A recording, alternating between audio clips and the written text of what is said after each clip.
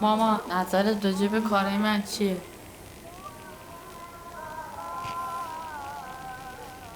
خب کاراتو دوست دارم ولی خیلی نمیفهمم کاراتو.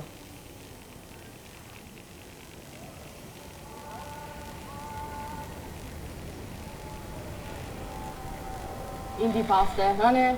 خیلی خوشحالم که شما صدای منو نشنیدین، همیشه نوشته‌های منو خوندین و این اولین باره که صدای منو میشنوید.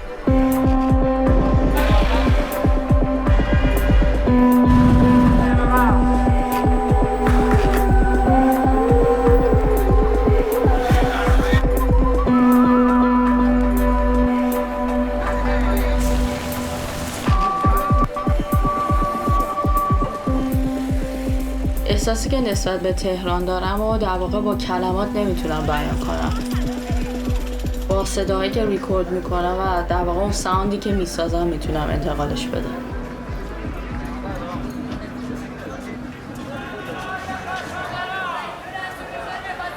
صدای اطراف و کاملا میام خودشون میکنم و ازشون یه صدای جدید میسازم.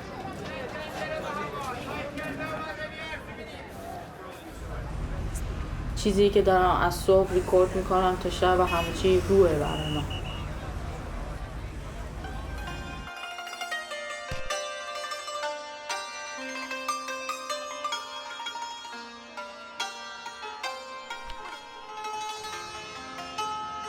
ولی خیلی دوست دارم. وقتی میشنوم خوشم میاد ولی خب نمیفهمم کاراتو مثلا چه جوریه.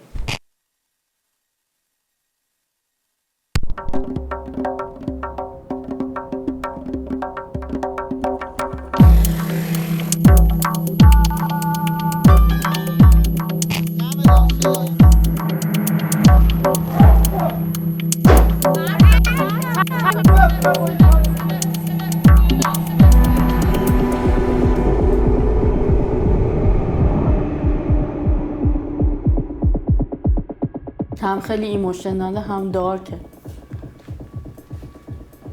ایموشنال بودنش به خاطر یه سری صدایی مثلا پیانو، نویز و پدایی که داره. از سمت دیگه درامش میتونه دارکش کنه.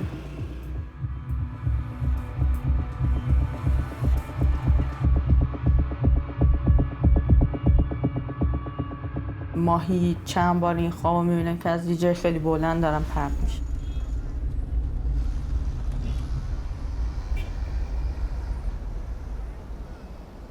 جنگ بین ایران و عراق بود که فکر کنم 8 سال طول کشید.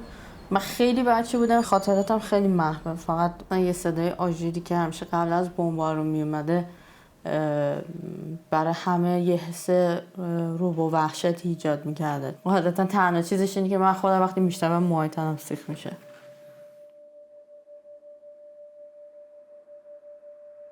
دری داشتیم ما توی خونه که این در محکم میخورد دقیقا یه صدای عجیب غریبی ایجاد میشد و من همیشه از اون صدا میترسیدم. من یاد بمبارون میداخت و اون صدا همیشه تو ذهن من. دقیقا رو همون در من با دستم ریتم میگرفتم.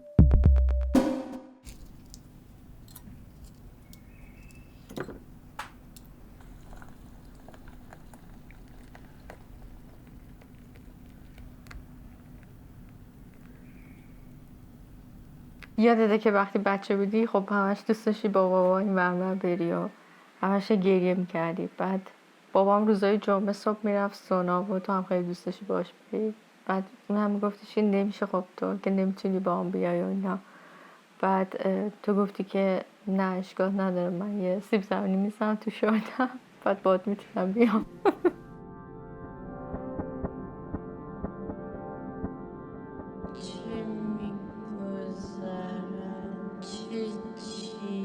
زیباترین چیز درباره عشق این است که نه عقلی دارد نه خردی. صدات خیلی بده. واقعا صدام بده؟ خدای خب دوباره بخونم. زیباترین چیز درباره عشق این است که روی آب راه می روی و غرق نمی شوی. زمانی که عاشق چه می گذرد چه چیز در من می شکند.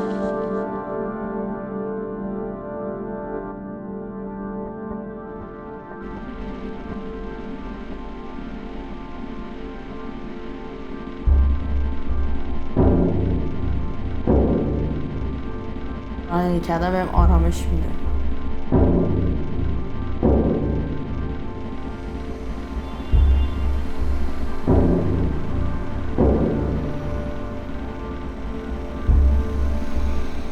شاید این تهران نیستش که در واقع داره کار بر من سخت میکنه، شاید اینه که اون جامعه مرد سالاری که داریم داره کار بر من سخت میکنه.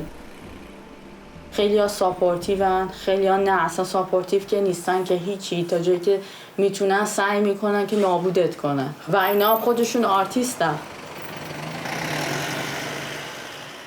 مثلا اگر به مردی به حرف آره مثلا امید صحبت میکنه، مثلا حرف امید برو داره.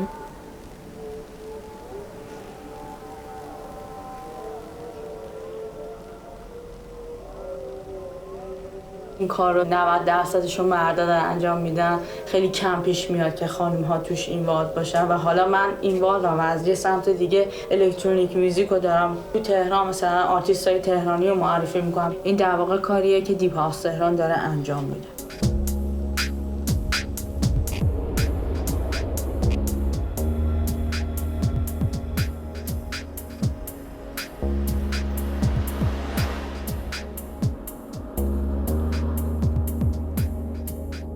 آدم‌های کشورهای دیگه موزیکی که بچه‌های ایران کار میکنن رو گوش بدن. میخواستم از همون اول این پلتفرم به صورت اینترنشنال بشه و خدا رو شکر این اتفاق هم افتاده. دوست دارم بیشتر این گسترش پیدا کنید.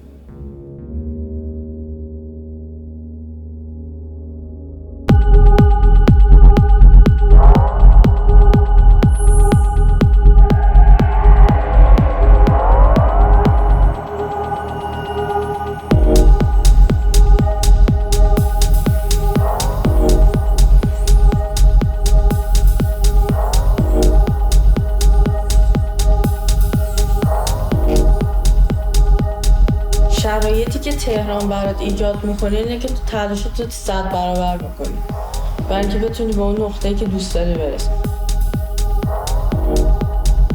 تمام انرژی تو داری میذاری چون میدونی که این موقعیت هم به سختی تونستی پیدا کنی.